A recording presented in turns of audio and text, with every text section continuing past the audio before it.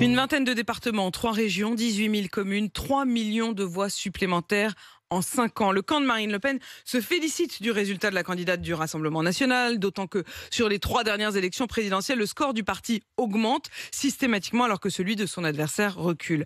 Mais il n'y a pas de croisement des courbes. Le RN progresse mais ne gagne pas. Désormais, 2 lignes se raffrontent à l'extrême droite. C'est le reportage de la rédaction signé ce matin Cyprien Pézeril du service politique d'RMC. 5 défaites à la présidentielle pour son père et maintenant 3 échecs successifs pour Marine Le Pen.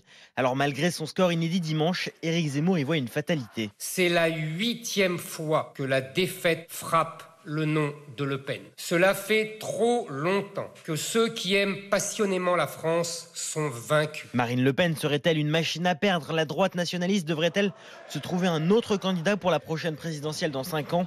Quand on évoque son nom, les militants semblent détachés. Dans 5 ans, on verra. Et si c'est pas elle, ce sera quelqu'un d'autre. Et ils ne fondent plus désormais tout leur espoir en elle. Marine n'arrive pas à faire plus de 50% des voix.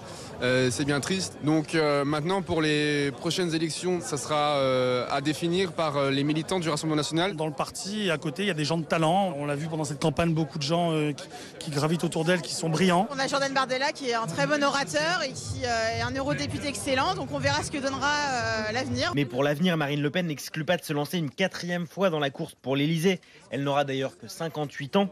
Et rien ne l'empêche d'y aller, estime Alexandra Masson, sa porte-parole. Marine Le Pen, là, ce qui est quand même intéressant, c'est qu'elle a quand même montré qu'elle pouvait encore gagner. Et on est très très loin du plafond de verre. On le voit bien, elle n'est que dans une progression constante depuis son démarrage de toutes ces élections présidentielles précédentes.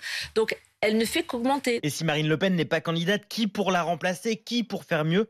Difficile de voir émerger d'autres personnalités, estime le politologue Jean Petot. En l'état actuel des choses, il n'y a pas de remplaçant à Marine Le Pen. On a évoqué un temps sa nièce, Marion Maréchal. On voit bien que ce n'est pas le chemin qu'elle a pris elle-même. Et même Jordan Bardella risque d'être confronté à ce que d'autres numéro 2 ont connu. Elle dévore une partie des cadres et le pouvoir est tellement concentré que le numéro 2 peut être soupçonné de vouloir devenir calife à la place du calife. Et après avoir une nouvelle fois raté la marche, Marine Le Pen évacue déjà les critiques. Face au micro, elle défend « 1000 fois nous avons été enterrés et 1000 fois l'histoire a donné tort à ceux qui prévoyaient notre disparition ».